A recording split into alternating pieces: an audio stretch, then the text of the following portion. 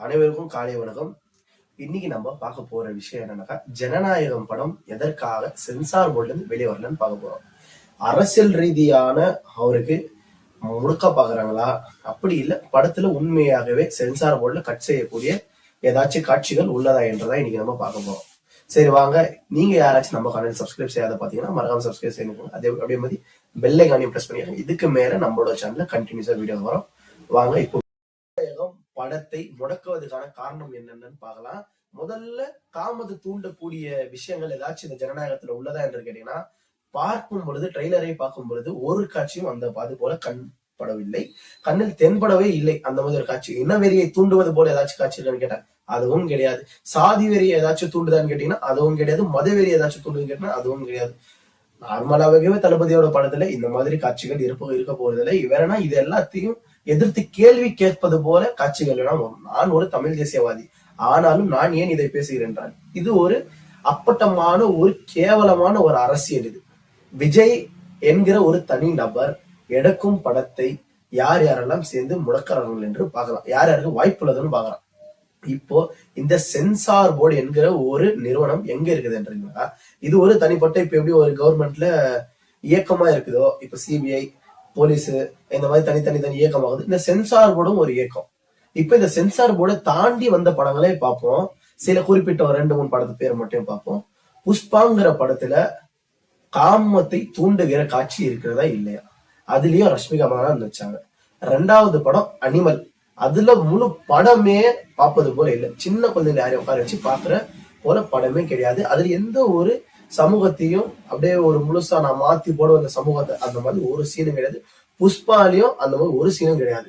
அப்பொழுது ஏன் தளபதிக்கு மட்டும் வருது? அதுவும் இல்லாம அனிமல் படத்துல வர அந்த காமத்தை தூண்டக்கூடிய காட்சியை யாராச்சும் பாத்தீங்களா? சின்ன குழந்தைய கூட உட்கார வச்சு யாராலையும் அந்த படத்தை அணுகவே முடியாது. அது போல ஒரு கேவலமான ஒரு அசிங்கமான காட்சியை வச்சது அந்த படம். ஆனா அந்த படத்தை சென்சார் போர்டை தாண்டி வெளிவந்தது. அதுவும் போலவே புஷ்பாவும் வெளிவந்தது. புஷ்பாவிலாவது சில விஷயத்த தூண்டுறது போல இருக்கு. சில பேரை அதுல மையப்படுத்தி எடுத்துக்கிறாங்க. அதுல முருகன் சொல்ல போறோம்னாக்கா வீரப்பன், அவரை மையப்படுத்தி தான் அந்த படமே எடுத்திருக்கு. அந்த படத்துல வர புஷ்பா அப்படியே இப்படி கண்ணை போறது, ஷூட் பண்றது, போலீஸை மதியாம போறது, இதெல்லாம் அவரு அப்படியே காட்சிப்படுத்துற மாதிரியே சினிமா. கடத்தல் மன்னன் கடத்துறது, யாருக்கும் அப்படியே அசராது நின்று பயவிடாம அப்படியே எல்லாரையும் துவம்சம் பண்றது, இதெல்லாம் அவர் செய்த வேலைகளை அப்படியே காப்பியாச்சு. அது வேற போல ட்ராக்ல, வேற மாதிரி நல்ல ட்ராக்ல எல்லாரும் ரசிக்கக்கூடிய தன்மையில அந்த படத்தை எடுத்து வச்சுக்கிறாங்க. அதையும் கொண்டாடக்கூடிய நபர் தான் அவரு. ஆனா இந்த படத்தை கொண்டாடக்கூடியது கிடையாது. இது நிறைய பேரை கெட்ட வழிக்கு நடத்துற படம். இந்த மாதிரி படத்தை இந்த சென்சார் போர்டு கட் செய்யாம இதுகெல்லாம் எதுக்கு வெளியிட்டது? அனிமல் மூவி மோசமான படம். இன்னமும் படம் இருக்குதான்னு கேட்டீங்கன்னா இன்னமும் நிறைய படம் இருக்குது. இது போல படங்கள் இருக்குது. அரசியல் ரீதியா ஏதாச்சும் விஜய் இதுல பேசியிருப்பாருன்னு கேட்டீங்கன்னா, இப்போ வந்து மொழி படம். இது அது ஒரு கேவலமான படம். அதுவும் இப்ப சிவகார்த்திகேயன் எடுத்த பராசக்திங்கிற ஒரு படம். அந்த படத்திலயும் முழுக்க தமிழோட வரலாற தப்பா சொல்லி வச்சுக்கிறாங்க. சிலதை ஏற்கலாம், சிலதை எல்லாத்தையும் ஒதுக்கிதான் வைக்க முடியும்.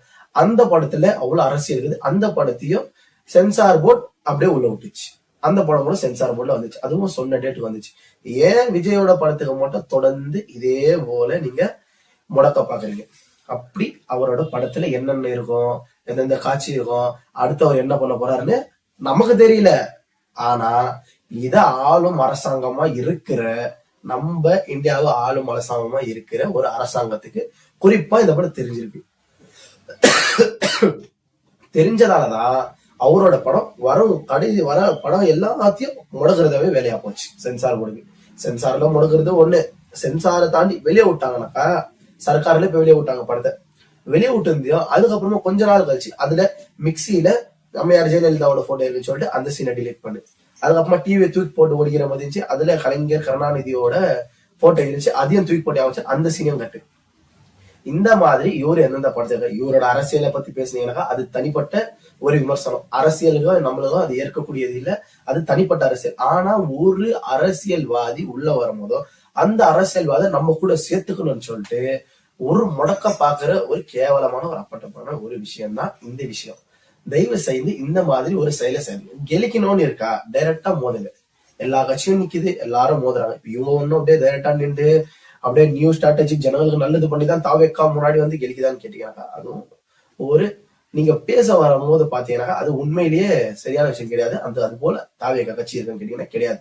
இப்போ அவங்க மாநாடு கிட்டத்தட்ட ஒரு 3-4 மாநாடு தான் நடத்திக்கிறாங்க. இந்த 3-4 மாநாடுலயும் விஷயம் பேசுகிற விஷயம் என்னன்னு பாத்தீங்கன்னா அவ்வளவும் ஜனங்களுக்கு தேவையான விஷயமா இது, நம்ம கிட்ட நடக்கிற உண்மையான பிரச்சனை தானா இது, இவ்வளவு நாளா ஏன் தளபதி இந்த பிரச்சனையை பத்தி பேசல, இன்னைக்கு நண்பர் அஜித்ன்றாரு, அதுவே அவர் அஜித் நம்ம கிட்ட அங்க ஒரு ரேசிங்ல 3ஆவதா வின் பண்ணிட்டு வரும்போது அவருக்கு ஒரு சின்ன ஒரு வாழ்த்துக்களை கூட அவர் தெரிவிக்கல. அந்த விமர்சனம் அது தனி, அதை வைங்க தூரமா. ஆனா படத்தின் வழியாக இங்க படம் வெறும் தளபதி விஜய சார்ந்த விஷயம் கிடையாது. அவரோட தளபதி ரசிகர்கள் 1000 கணக்கான ரூபாய்களை இந்த படத்திற்கு வெறும் டிக்கெட் வாங்குவதற்காக செலவு செய்திருக்கார்கள். அந்த மனிதர்களோட நிலைமையை என்னைக்காவது இந்த கவர்மெண்ட் கொஞ்சமாவது யோசனை பண்ணிருக்கீங்களா? அப்படி யோசனை பண்ணாக்கா ஒவ்வொருத்தரும் 1000 ரூபாய் 800 ரூபாய் அந்த டிக்கெட்டை விற்கிறத கூட ஒரு கேள்வி கேட்கணும்னா அதுவும் தனிப்பட்ட விஷயம். அவர் அந்த டிக்கெட் 1000 ரூபாய் விற்காத 150 ரூபாய் 200 ரூபாய் தான் விற்கணும். அதையும் அவர் பேசியிருக்கணும் தளபதி விஜய். ஆனா அதை பேசல அவர். அதுக்கான காரணம் என்னன்னு கேட்டீங்கன்னா அதுக்கான காரணத்தை நம்ம தனியா தான் பேச முடியும். ஏன்னா அது வந்து ப்ரொடியூசர் இன்வெஸ்ட் பண்ற காசு வரணும், அது தனிப்பட்ட விஷயம். அது தளபதி ஒருத்தரை சேர்ந்த விஷயம் கிடையாது, அது தனிப்பட்ட விஷயம். ஆனா இப்போ படத்தை வெளியிடணுமா வானவா? படம் வெளியே வருது, ஓடுது, மறுநாளே 150 ரூபாய் ஓடும் அந்த படம், இல்ல 100 ரூபாய்க்கு ஓடும். யாராச்சும் பார்த்தாலும் பார்க்கலாம், பார்க்காட்டியும் போகலாம், படம் ஃபெயிலியரும் ஆகலாம், இல்ல சக்சஸ் ஆகி மேலேயே ஓடலாம். படத்தின் கதையை பொறுத்து அந்த படம் ஓடும்.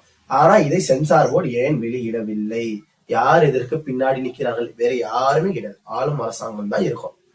தடவையா போகும்போது தளபதி அவர்கள் கருப்பு கலர் உடைய அணிந்து, பேண்டையும் சட்டையும் கருப்பு கலர் உடைய அணிந்து அவர் சென்றார். 2வது தடவை வெள்ள. அதுக்கு போலவே இப்போ ஒரு விசிலை தன் சின்னத்தை தெரிவிப்பது போல எல்லாருக்கும் காட்டுவது போலவே அவரு இப்போ சின்னத்தை வெளியிட்டாரு. அந்த சின்னத்தை வெளியிடும் போது சில பேச்சுகளை விட்டார். நான் யாருக்கும் பயப்பட மாட்டேன், யாருக்கும் அசர மாட்டேன், பயப்படக்கூடிய நபரை நான். அது யாரை குறிப்பிட்டு அவர் சொல்றாரு என்று எல்லாருக்குமே தெரியும். எல்லாருக்கும் தெரியுது இல்லையா சார்? தெரியலனாலும் நம்ம சொல்லுவோம், வேணும்னே அடக்கி பாக்குது இல்லைங்களா ஒரு அரசு அங்க மேல உட்காந்துக்கிட்டே டெல்லியில. அந்த அரசை தான் அவரு கேள்வி எழுப்புறாரு. அந்த அரசு அவர் என்னென்ன பண்றாங்களோ அதுக்காக அந்த அரசுக்கு அவரு கேள்வி எழுப்புறாரு. ஆனா இவங்களால அவரை நேரடியா எதிர்க்க முடியுமான்னு கேட்டா எதிர்க்கலாம், அரசியல் ரீதியா எதிர்க்குங்க, பரவாயில்ல. ஆனா அவர் கேள்வி கேட்டு அவர் வர படத்தை விட்டீங்கன்னாக்கா அது படம் பாட்டுன்னு ஒரு ஓரமா ஓட போகுது. அவர் படத்தை விட்டுதான் அந்த அரசியல் கேட்கணும்னு கேட்டீங்கன்னா அது ஜனங்க கிட்ட இருக்கு. ஜனங்க அவ்வளவு ஈஸியா மெலிதான ஒரு மனம் கொண்டவர்களா? ஜனங்களுக்கு அவ்வளவு புரிதலுக்கு அதை நினைக்கிறீங்க? வெறும் படத்தை பாட்டு வந்து ஓட்டு போடுறவங்க நினைக்கிறீங்களா நாட்டு ஆளுறதுக்கு? அதற்குன்னு சில கொள்கை, கோட்பாடு, தத்துவம் இது எல்லாத்தையும் இயங்கின ஒரு கட்சியும் இருக்கு. அதற்காக இப்ப இவங்களும் இருக்காங்க. எல்லாரும் களத்துல நினைக்கிறாங்க, யாருன்ட்டு ஜனங்க முடிவு பண்ணுவாங்க. அது ஜனங்க கிட்ட விட்டுறணும். இப்ப நான் சென்சார் போர்டுல படத்தை எதற்காக வெளியிடல, எதற்காக வெளியிட்டாங்க, முன்னாடி வெளியிட்ட படத்தையும் பார்த்துட்டோம், இப்ப வெளியிட போற படத்தையும் பார்த்துட்டோம். இதுக்கு மேலும் படம் வரும். எதுக்கு ஜனநாயகத்தோட மோசமாவும் நிறைய படம் வரும்போது அதையும் வெளியிட சென்சார் போர்டு. ஆனா இதை வெளியிடல. காரணம் என்னன்னா அரசியலோட முக்கியமான அரசியல். இது வந்து நெருக்கடி. அவர் கூட்டணி கூட சேரன்னு ஒரு நெருக்கடி, அது முடியல. இப்போ முடிஞ்சிச்சா இல்லையான்னு நேற்று வரைக்கும் அவர் வரல, யாரு கூட கூட்டணி சேரல. இதுக்கு மேலே சேர போறாரா இல்லையான்னு யாருக்கும் தெரியல. 30ஆம் தேதி வரைக்கும் டைம் இருக்கு, 28ஆம் தேதி வரைக்கும் டைம் இருக்கு. அப்படியே நாம் தமிழர் கட்சி இப்பொழுது திருச்சியில் 21ஆம் தேதி மாநாடை வைத்துள்ளார்கள். அந்த மாநாடுக்கு செல்லும் நபர்கள் நன்றாக சென்று வாருங்கள். அவர் என்ன பேசுகிறார் என்று கேளுங்கள், அவரோட கருத்தையும் கேளுங்கள், அவர்களோட சித்தாந்தம் கருத்து, அவர் எப்படி இயங்க போகிறார், இந்த அரசியலை எப்படி அணுக போகிறார்கள். இத்தனை வருஷம் 15 காலமாக அவர் எதற்காக தனியாகவே நின்று அரசியலில் எதற்காக களத்தை காண்டார் என்று உங்களுக்கு இந்த வருடம் தெரிய போகிறது. இப்போ வர திருச்சியில் நடக்கிற 21ஆம் தேதி நடக்கிற மாநாடு, பிப்ரவரி 21க்கு தான் அந்த மாநாடு. அந்த மாநாடுல எல்லாரும் சேர்ந்து கலங்க. முடிந்தா நானும் கலந்திருப்பேன். அப்படி இல்லை என்றால் நாம அந்த காணொலியை வெளியிட்டு பார்ப்போம், என்ன நடக்கிறது என்று பார்ப்போம். சரிங்க நண்பர்களே, இதோட உங்களிடம் நான் விடைபெறுகிறேன். அடுத்து என்ன காணொலியில் பார்ப்போம் என்று நாம பார்ப்போம். அதுவரை உங்களிடம் விடைபெறுவது நான் உங்கள் விஜய். நன்றி, வணக்கம், வருகிறேன், பாய்.